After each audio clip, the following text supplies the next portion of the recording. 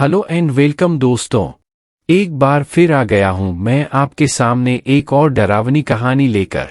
मेरे channel horror 100% पर आप सुनते हैं रहस्यमयी और हॉन्टेड कहानियां। सबसे पहले आपसे गुजारिश है कि मेरे चैनल को सपोर्ट करें। अगर अब तक सब्सक्राइब नहीं किया है तो अभी कर लें और बेल आइकॉन पर भी टैप कर लें ताकि जब भी कोई नया वीडियो आए तो आपको पता चल जाए। अगर आपको इस चैनल पर हॉरर स्टोरीज पसंद आ रही हों तो वीडियो को शेयर जरूर करें। तो चलिए शुरू करते हैं आज का वीडियो।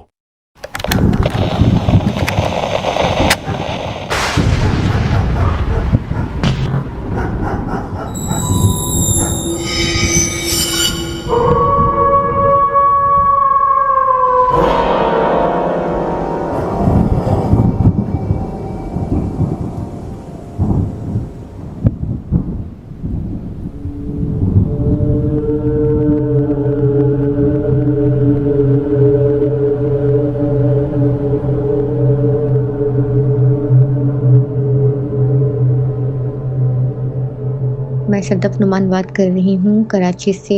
और ये इंसिडेंट जो है मेरे एक रिलेटिव हैं उनका है। ये 1980s का वाक़या है। और आप लोगों ने इस्लामाबाद मार्गिला हिल्स का नाम सुना है ना। वहाँ बेंगलोर की लाइन में इन साहब का घर हुआ करता था जहाँ ये सिर्फ़ और सिर्फ 4 से 5 लोग रहा करते थे। इनके अम्मी अब्बू, ये इनकी सिस्टर और एक भाई। हुआ कुछ यूँ कि ये वहाँ पे 6 साल रहे थे उस घर में। लेकिन जब ये वहाँ पे शिफ्ट हुए तो कुछ टाइम तो उनका बिल्कुल ठीक रहा, कोई इतना मसला उनको फ़ील नहीं हुआ उस घर के अंदर। लेकिन आहिस्ता-आहिस्ता करके जब टाइम गुज़रने लगा तो इन्होंने फ़ील किया कि वहाँ पे कुछ मतलब नेगेटिव पावर्स हैं जो अपने आप को महसूस करवाती हैं। इन लोगों ने इग्नोर किया। फिर आहिस्ता-आहिस्ता से चीज़ें हैपनिंग्स जो हैं वो बढ़ना शुरू हुई हैं और ऐसा होने लगा जैसे कभी किसी को धक्का दे दिया, किसी को पुश कर दिया पीछे से और तेज़ी से कोई सामने से गुज़र गया। और इस टाइप की मतलब चीज़ें ना होने लगी। किचन में कोई चीज़ें फेंक के मारना या इस तरह का कुछ ना वो स्टार्ट मतलब होना शुरू हो गया इनके यहाँ। जब हैपनिंग्स ज़्यादा बढ़ने लगी तो इन लोगों ने ये फ़ील किया कि नहीं, अब हम लोगों का जो है एक कमरे में सोना ज़्यादा बेहतर है। ऐसा ना हो कि अगर हम अकेले अलग कमरे में कहीं सोते हैं तो कोई ना कोई ऐसी हैपनिंग या कोई ऐसी चीज़ हावी ना हो जाए तो हम लोगों को तकलीफ़ पहुंचाए। ठीक है, तो उन्होंने जो है ये कोशिश करी कि हम एक ही रूम में सोया करें। ये सारे जो है एक ही रूम में सोते थे, इनकी अम्मी अब्बू, इनके भाई और ये सब जो भी थे, ये 5 लोग। एक दिन खैर ऐसा हुआ कि ये कमरे में दूसरे कमरे में कंप्यूटर में बैठे हुए कोई फ़िल्म देख रहे थे। तो एकदम क्या हुआ कि खुद ब खुद जो है वो इनका कंप्यूटर अपना बंद हुआ, फिर खुल गया, फिर बंद हुआ, फिर खुल गया। इस तरह से 5 मिनट तक होता रहा। इन्होंने इग्नोर किया। लेकिन जब बहुत ही ज़्यादा इनका दिमाग आउट हुआ, इन्होंने क्या किया, जो बेसबॉल होती है ना, उसका जो वो बैट होता है लंबा सा स्टिक वाला जो आप लोग जानते होंगे, उन्होंने उठा के उसको ज़ोर से ज़मीन पे पटका शदीद गुस्से में और कहा कि जो भी हो ना, अब तंग नहीं करना। अब तंग करोगे तो फिर मैं भी चुप नहीं बैठूंगा, मेरी तरफ से भी रिएक्शन आएगा। बस ये कहना था कि इन्होंने अपना कंप्यूटर वगैरह बंद किया, लाइट्स ऑफ की और जैसे ही अपने कमरे की तरफ सोने के लिए जाने लगे ना, जहाँ पे इनके वो ये सारे 5 लोग जो है सोते थे, एकदम इनके अंदर वो चीज़ घुस गई। इनको पता ही नहीं, इन्हें कुछ नहीं पता। ये कमरे में एंटर हुए हैं, अजीब-अजीब सी हरकतें कर रहे होंगे, इनको मालूम ही नहीं था। इनके इस तरह से शोर शराबा करने पे, चिल्लाने पे या अजीब सी हरकतें करने पे पहले इनका भाई जागा, फिर इनकी सिस्टर जागी। अच्छा हुआ ये कि जो उठता गया, जागता गया, वो चीज़ उनमें से निकल के उस दूसरे बंदे में दाखिल हो गई, जिस्म में उसके। फिर भाई के उससे जिस्म से बहन की बॉडी में वो चली गई। इस तरह से मतलब होता रहा। और मतलब करने वाला जो है, जिनके अंदर वो चीज़ जारी थी, वो बहुत अजीब सा रिएक्ट कर रहे थे। मतलब बहुत ही डिफरेंट सा, बहुत वियर्ड सा रिएक्ट कर रहे थे। जब लास्ट में वो चीज़ इनकी मदर के अंदर, इनकी मदर की बॉडी में गई है, तो और जब इनकी मदर ने ये सब स्टार्ट करना शुरू किया, तो फिर एक घर में, एक कमरे में, मतलब जो शोर-शराबा और वो चीखना चिल्लाना टेंशन में, तो एकदम क्या हुआ कि इनके फादर तहज्जुद गुज़ार इंसान थे। तो एकदम ये भागते हुए कमरे में आए, इन्होंने अल्लाहू अकबर कह के जैसे ही कमरे में कदम रखा है ऊँची आवाज़ में, तो एकदम ही उनकी मदर के जिस्म के अंदर से वो चीज़ निकल गई। जैसे आपने देखा नहीं, एक मिट्टी का एक बगोला होता है बहुत बड़ा, जो मतलब भँवरा सा हम बोलते हैं कि वो तेज़ी से राउंड में आसमान से आ रहा होता है और चीज़ों को उड़ा रहा होता है अपने अंदर ना, इस तरह से वो चीज़ इस तरह से निकली है और एकदम राउंड में घूम के वो चीज़ एकदम गायब हो गई। अब इन्होंने जब ये महसूस किया कि ये हद से ज़्यादा हो रहा है, तो इन्होंने बोला कि हमें कुछ ना कुछ करना चाहिए, ये चीज़ सही नहीं है, सही है? तो फिर अच्छा, जब ये सब चीज़ें होने लगी नहीं घर में कुछ टाइम के अंदर, तो होता ये था कि जो मोहल्ले में जो लोग रहा करते थे, तो वो आके इनको आके बताया करते थे। जो घर के ओनर थे आशिक साहब, जिनका ये इंसिडेंट है ना, ये वो उनको आके वो लोग बताया करते थे कि देखें, आप लोगों के घर के बाहर अक्सर रात में हम लोगों ने एक लड़की को देखा है, जो 2 ढाई 3 बजे के दरमियान ही आपके घर के बाहर, मतलब जो है ना, चक्कर लगा रही होती है और उसके पैर जो है वो पीछे की तरफ जो है वो मुड़े हुए होते हैं और वो आपके घर के अंदर दाखिल होकर गायब हो जाती है। ऐसे इनके इसी गली में एक साहब थे, एक लड़का था यंग, वो था फ्लैंक स्टुअर्ट, और रात में उसकी अक्सर, जैसे ज़ाहिर-सी बात है, लेट नाइट ड्यूटी हुआ करती थी, तो वो बंदा लेट नाइट घर आया करता था। लाइक 2:30 बजे, 3 बजे, 4 बजे या 4:30 इस टाइप की टाइमिंग पे वो घर आया करता था।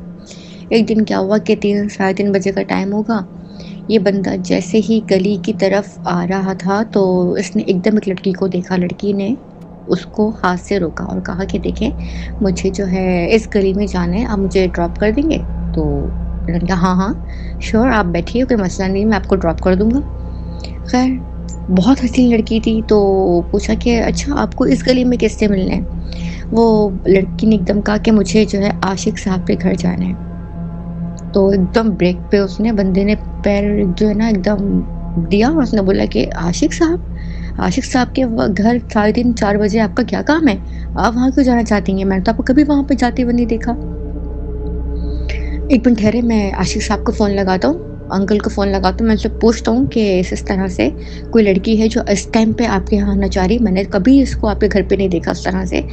तो बस ये कहना था और वो 1 सेकंड के अंदर उसकी गाड़ी के जो स्ट्रीट लाइट्स, जो उसकी गाड़ी की जो लाइट्स होती है ना, हेडलाइट्स, वहाँ सामने एकदम 1 सेकंड के अंदर वो वहाँ मौजूद थी और हवा में थी।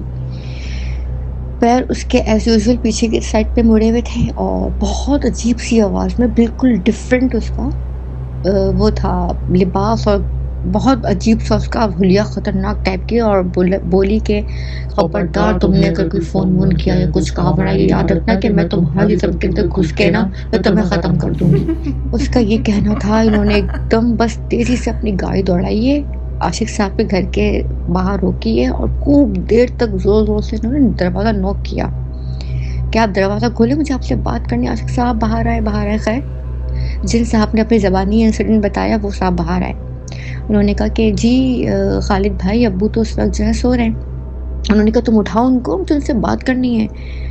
तो उन्होंने कहा अच्छा, आप फ़िक्र नहीं करें, आप परेशान नहीं हो, मैं अब्बू को उठाता हूँ। इतने में जो अंकल थे वो ही चलते हुए आए अंदर से। तो इसने बोला कि अंकल, इस तरह से मेरे साथ अभी हुआ है और ये मसले मसाइल हैं, आप मुझे बताइए क्या मामला है और आप लोग इस घर में कैसे रह रहे हैं? तो उन्होंने कहा नहीं, तुम फ़िक्र नहीं करो और डरने घबराने की ज़रूरत नहीं है बेटा, हम काफ़ी पढ़ते पढ़ाते हैं और मैं कोशिश कर रहा हूँ कि मैं किसी ऐसे साहब से रब्ता करूँ जो हमारे इस मसले को देख सके। खैर, वो जो साहब थे कराची में, जो रहा करते थे, पीर साहब थे, वो आए कराची, यहाँ पे इस्लामाबाद इनके पास। इन्होंने क्या किया, इनको सारा माजरा बताया। खैर, अभी इन्होंने क्या किया कि इनको घर के पास लेकर आए और जैसे ही घर के अंदर ये कदम रखने लगे ना पीर साहब, तो वो एकदम वहीं रुक गए। कुछ पढ़ते रहे और एकदम आशिक साहब की तरफ देखकर कहा कि आशिक साहब, आपको पता है कि इस घर के अंदर 1000 जिन्नात रहते हैं और आपको पता है ये बिल्कुल सही नहीं है और ये किसी भी वक़्त आपको नुकसान पहुँचा सकते हैं। आप लोग यहाँ पे कैसे रह रहे हो? तो उन्होंने कहा कि 1000 जिन्नात, उनको समझ में नहीं आया कि मतलब इतने ज़्यादा इस हद तक।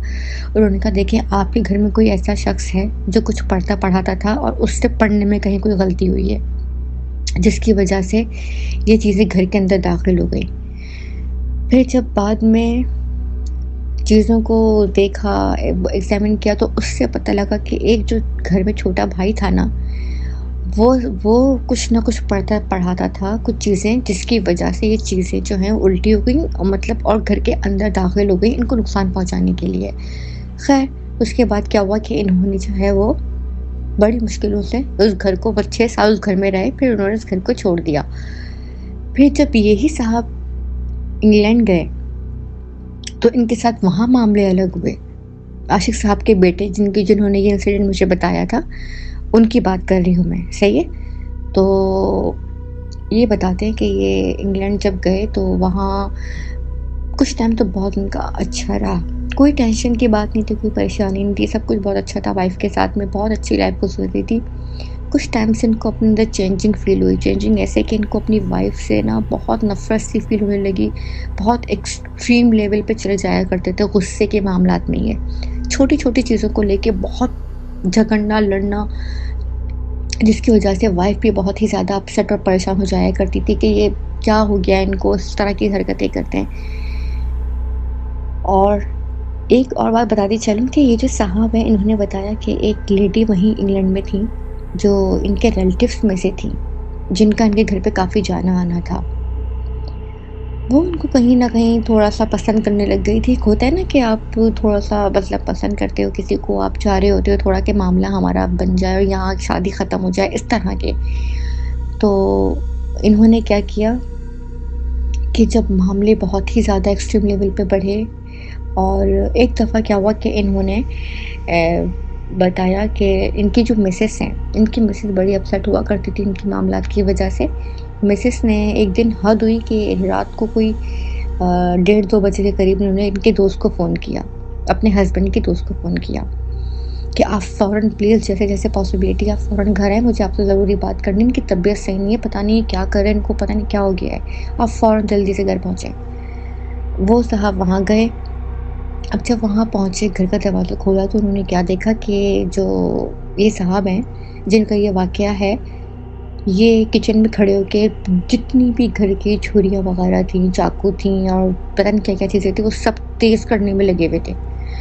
अब ये इस तरह की कंडीशन देखकर इतना हैरान, पता नहीं किस तरह से फिर मामलात को कंट्रोल किया। फिर इन्होंने इन साहब ने, जिनका ये इंसिडेंट है, उन्होंने ही उनको फ़ोन किया, कौन से बाबा को, जो कराची में, जिन्होंने इनके इस्लामाबाद मरगला हिल्स वाले बेंगलुरु के इश्यूज़ को थोड़ा-सा कम करने की कोशिश की थी। तो इनसे इन्होंने राब्ता किया कि पीर साहब इस तरह के मसले मसाइल हैं ना, मुझे कुछ समझ में नहीं आ रहा कि ये क्या मामला है। मैं और इत्तेफ़ाक की बात, जिस लड़की का ख़्याल इनके दिमाग में बेइंतहा आता था, जिनसे वो चाहते थे कि वो शादी कर लें, कुछ भी करके। तो इस तरह के मसले मसाइल थे। तो पीर साहब से जब बात हुई तो पीर साहब ने कहा देखें, जिन औरत का ख़्याल आपको आता है ये वही ख़ातून है, इन्होंने ही कुछ किया है आपके ऊपर। पहले इन्होंने आपको चाय में डाल कर दिया, जब आपको चाय अच्छी नहीं लगी, आपने चाय नहीं पी, तो इन्होंने मिठाई में ऐड करके वो चीज़ आपको दी है, ताकि आपका किसी तरह से मामला ख़त्म हो और आप जो है उस औरत के पास चले जाएँ।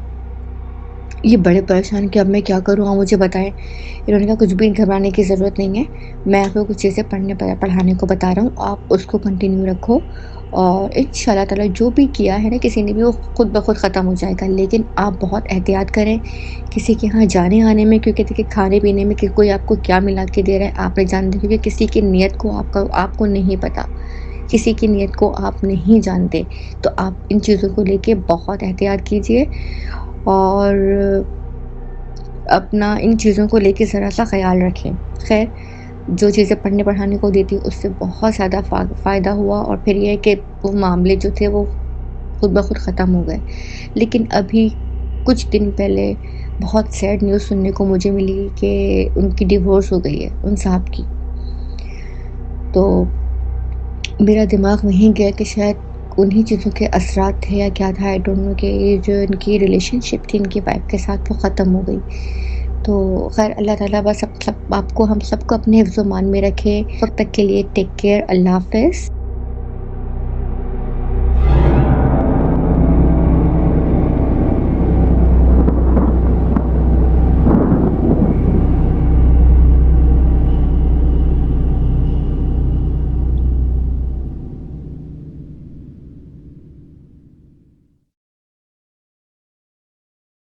अगर आपको इस चैनल पर हॉरर स्टोरीज पसंद आ रही हों तो वीडियो को शेयर जरूर करें।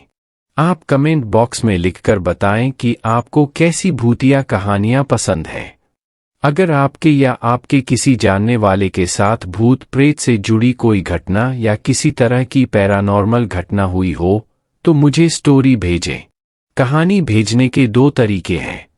चाहें तो अपनी आवाज में रिकॉर्ड करके या लिखकर मेरे ईमेल पर भेज सकते हैं। डिस्क्रिप्शन में मेरी जीमेल आईडी दी हुई है, उसी पर कहानी भेजी जा सकती है। लिखकर भेजी गई कहानी को मैं अपनी आवाज में सुनाऊंगा।